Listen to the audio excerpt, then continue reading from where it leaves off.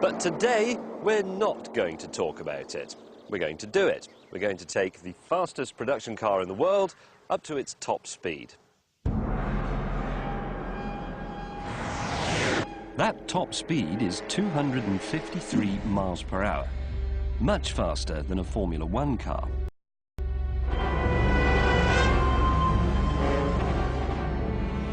And when you think that the Veyron has airbags, air conditioning, a stereo, a boot, and all the other stuff F1 cars aren't burdened with, you realise what an incredible machine this is.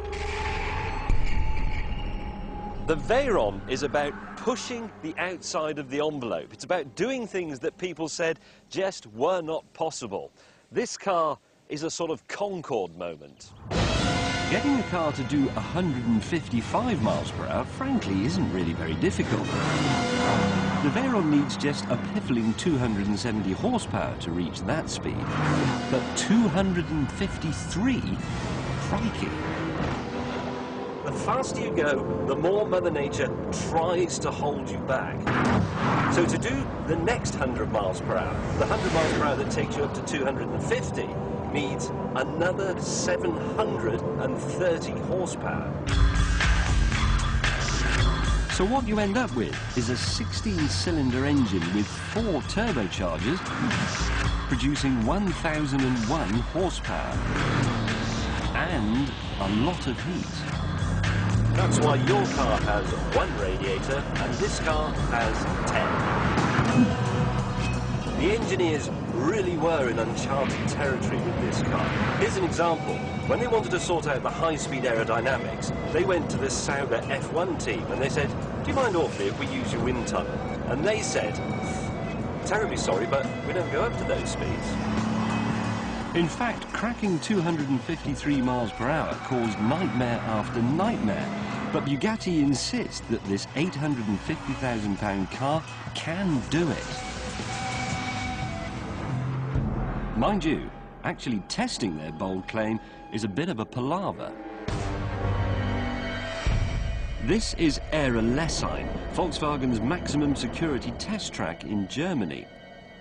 When it was built during the Cold War, it was deliberately sited in a no-fly zone near the East German border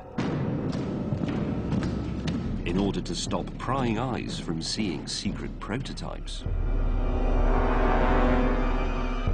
It has over 60 miles of private track, but the bit we're interested in is the main straight, which is a whopping 5.5 miles long.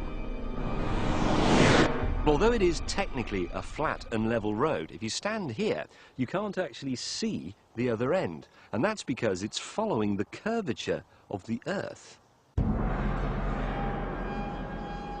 But even when you've sorted the venue, you can't just jump in the car and go.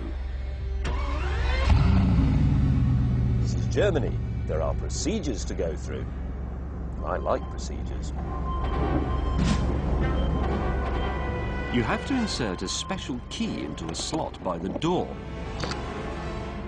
And when you do, the diffuser flaps close, the rear spoiler retracts, and the whole car hunkers down to become as slippery as possible.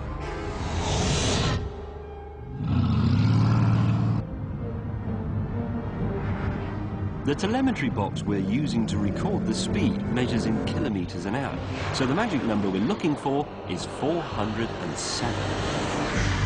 Right, ladies and gentlemen, here we go. I'm approaching the banking at the top of the circuit. I have to do this at 200 kilometers an hour, that's about 120. Around the banking, look for my acceleration point, then give it the beans down the straight.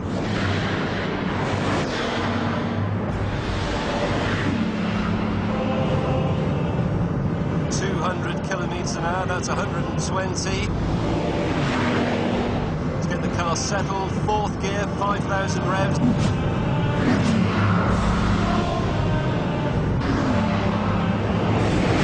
Looking for the exit, where I bury it. Here we go. The climb from 200 to 300 kilometers an hour was over in just 9.4 seconds. The world, viewers, is a total blur. Already doing 330 kilometers, going to move that car, do the maths. Getting up to about 350. Captain Slow is doing 360 kilometres, 370. That's 230 miles per hour. I was now leaving F1 cars behind. It's no wonder Michael Schumacher retired. He's slower than me.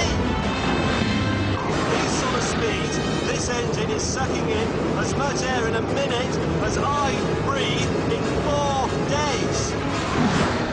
Getting close to the maximum, which means the tyres will only last for about 50 minutes. But it's okay, because the fuel runs out in 12 minutes. This is a road car and I'm getting up to 404. 405, come on.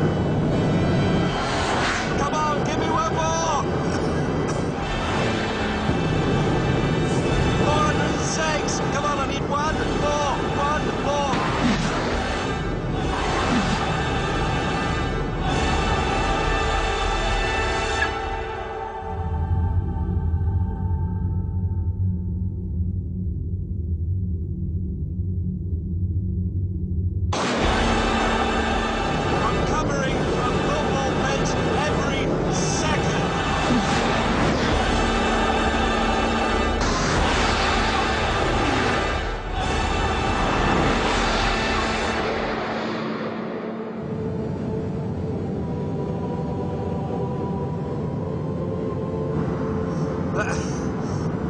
I'm pretty confident that's as fast as I'm ever going to go in a car.